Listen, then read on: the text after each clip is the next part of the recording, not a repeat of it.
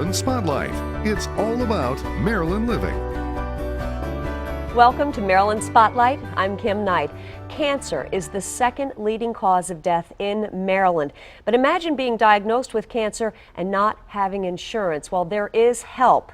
Joining me today is Courtney Lewis. You are the director of the Center for Cancer Prevention and Control, and Laura Patrick, you are the deputy health officer for the Caroline County Health Department. Welcome. Thanks for being here. Thank you. Well, tell me about the Cancer Fund, because this is really remarkable. The Cancer Fund is administered through the Maryland Department of Health and Mental Hygiene, and it is a resource and provides screening, preventative, and diagnostic and treatment services for Maryland residents in need of cancer treatment or to rule out a cancer diagnosis. Now tell me, what do the funds fund? What do they take care of for patients? So primarily the funds fund diagnostic services that one might receive in a hospital or some other facility, as well as treatment services. And when we have additional funds, we offer programs through local health departments or other entities that would pay for cancer screenings. Now, how can you qualify for this? To qualify, a person just needs to be a Maryland resident and meet the low income level requirements.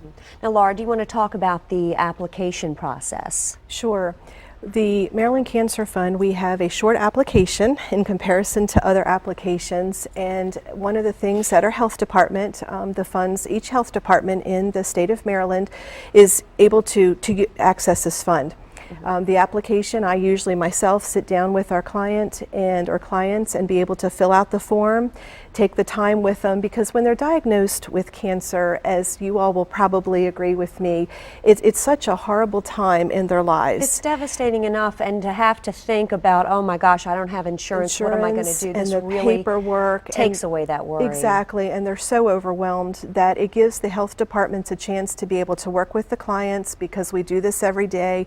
Work through the application process, get the information for them, and guide them through the process. So the application itself is not a problem. It's given to the health department, and we work with every client to fill those out. And you have a personal story involving the fund. I do, and it's actually a good ending story too that I think everybody would like. We had a client who came to us very, very frustrated with the healthcare system in that she didn't have insurance, like you were saying, and Courtney and Sandra Gregory from the Maryland Cancer Fund were instrumental in helping me. I approached them with the dilemma that I was in for the patient. We have wonderful cancer screening services with the Department of Health and Mental Hygiene in Maryland for breast cancer, for colorectal cancer, prostate cancer, but in this particular instance, this was a cancer, a melanoma, that we didn't per se have treatment funds for her, and Courtney and Sandra helped me through the process, gave me the application, and worked with me, and the client is so grateful because we were able to take all of her information, put it together, the funds paid for the services for her to get the treatment. And how's she doing now? She is doing marvelous and forever grateful to this program. That's great. Well, tell me, how has the fund impacted people across the state? It's had a great impact in the community. The fund has thus far provided cancer screenings to over 650 people and provided actual cancer treatment services to over 150 people across the state. That's terrific. Now, how can our viewers who are maybe not familiar with this, you have some unique ways of funding it. Can you talk about that?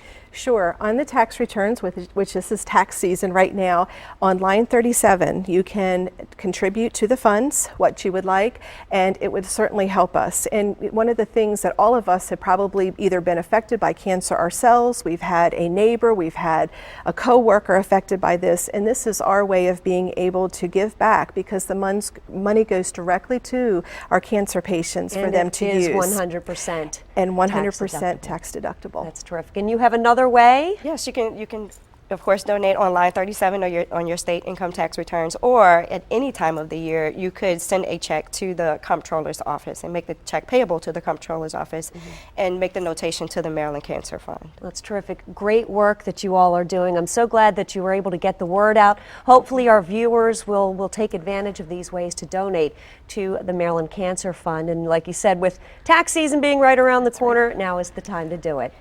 Laura and Courtney, thank you so much for joining me today. Thank you. Good luck. Thanks for having us. And thank you for joining us today on Maryland Spotlight.